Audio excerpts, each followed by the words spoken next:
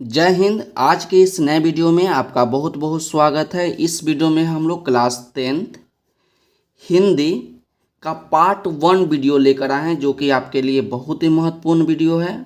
इस वीडियो में हम लोग देखेंगे कि पाठ का नाम देखेंगे, उसके बाद देखेंगे कि उस पाठ का लेखक कौन है, उस लेखक का जन्म कब हुआ, उस लेखक का मृत्यु कब हुआ, और ये भी देखेंगे कि उस लेखक का जन्म कहाँ हुआ है, उस लेखक का जन्म कहाँ हुआ है, और जो आपको पाठ दिया गया है वो कौन सा विद्या है।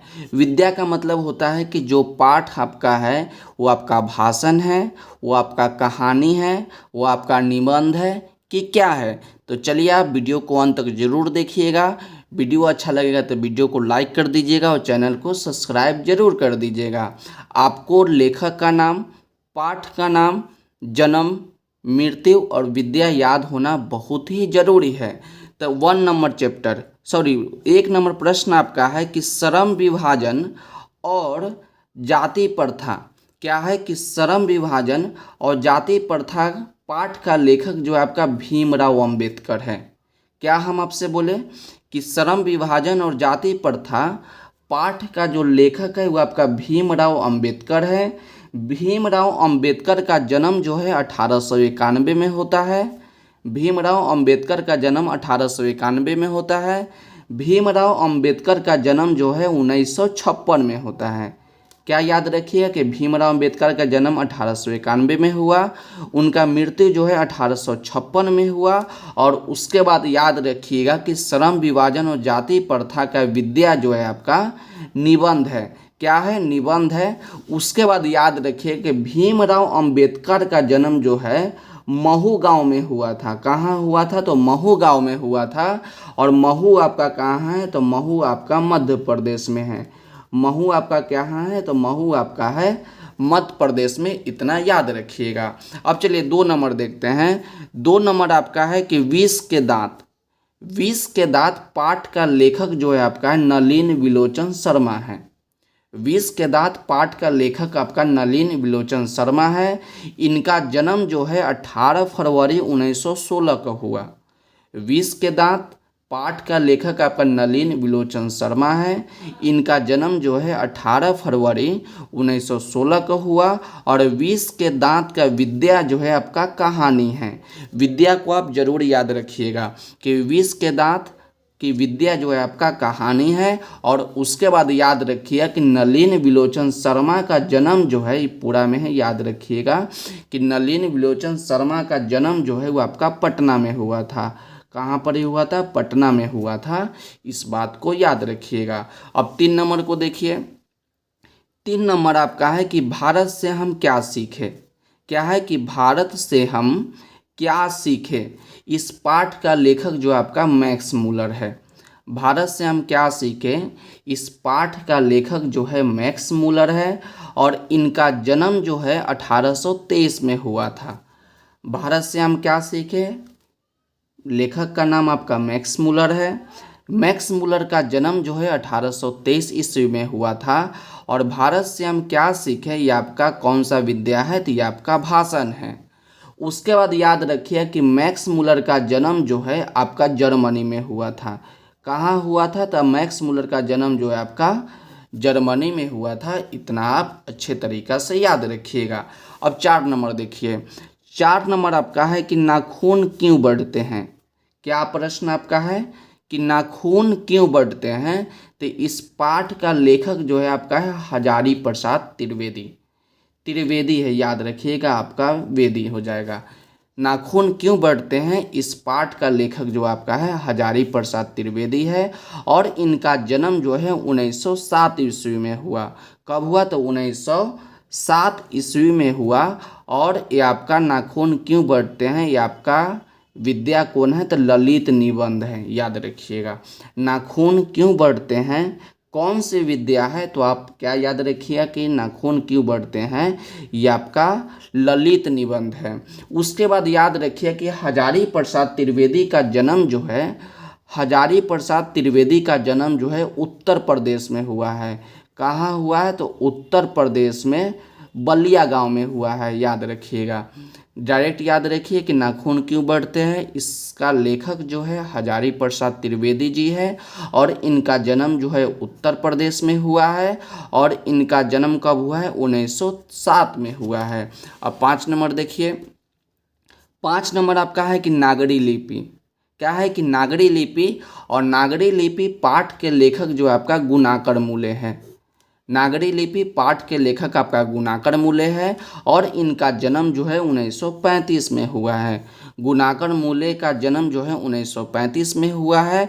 और उसके बाद याद रखिए कि नागरी लिपि की विद्या जो है आपका निबंध है। नागरी लिपि की विद्या क्या है, तो नागरी लिपि की विद्या आपका निबंध है। उसके बाद छठा को देखिए, 6 नंबर आपका है बहादुर। बहादुर, तब बहादुर पाठ का लेखक कौन है, तब बहादुर पाठ का लेखक जो है आपका अमरकांत जी है। बहादुर पाठ के लेखक जो है आपका अमरकांत है और इनका जन्म जो है 1935 ईस्वी में हुआ है। अमरकांत का जन्म जो है 1935 ईस्वी में हुआ है। अब बहादुर पाठ के विद्या कैसा है, तो ये आपका कहानी है, याद रखिएगा। बहादुर पाठ जो है आपका कहानी है। उसके बाद याद रखिएगा कि अमरकांत का जन्म जो है उत्तर प्रदेश में हुआ है। अमरकांत का जन्म कहाँ हुआ है, तो अमरकांत का जन्म जो है उत्तर प्रदेश में हुआ है। उसके बाद 7 नंबर को देखिए, 7 नंबर आपका है कि परंपरा का मूल्यांकन।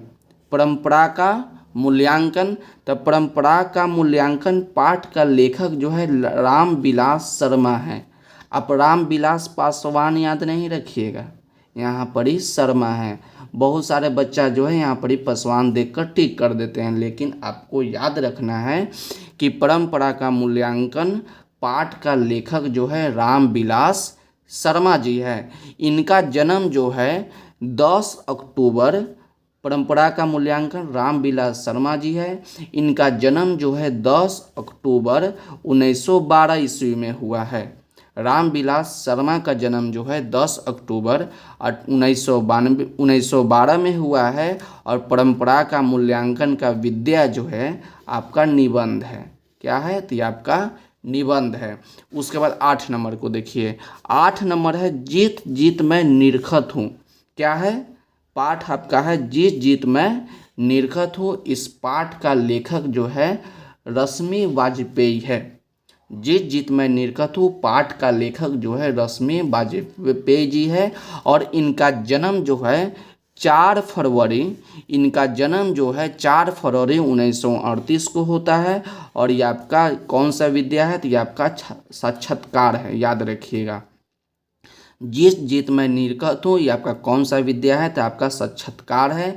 और इसका पाठ का लेखक जो है आपका रश्मि वाजपेयी जी है और इनका जन्म जो है 4 फरवरी 1938 को होता है।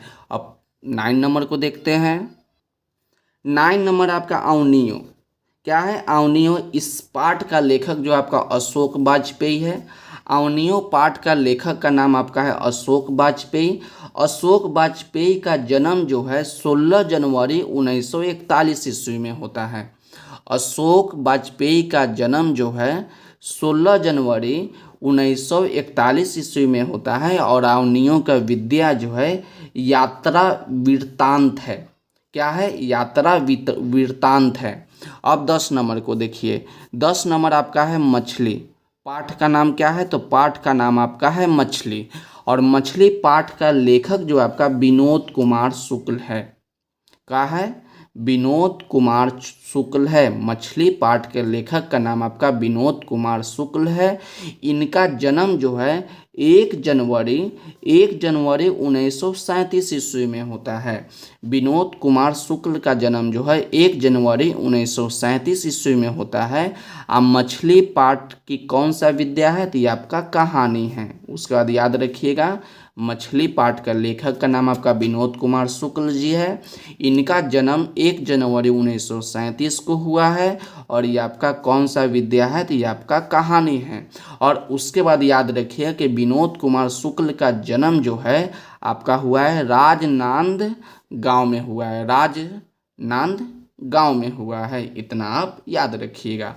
अब 11 नंबर को देखिए, 11 नंबर है आपका है कि नौबत खाने में इबादत।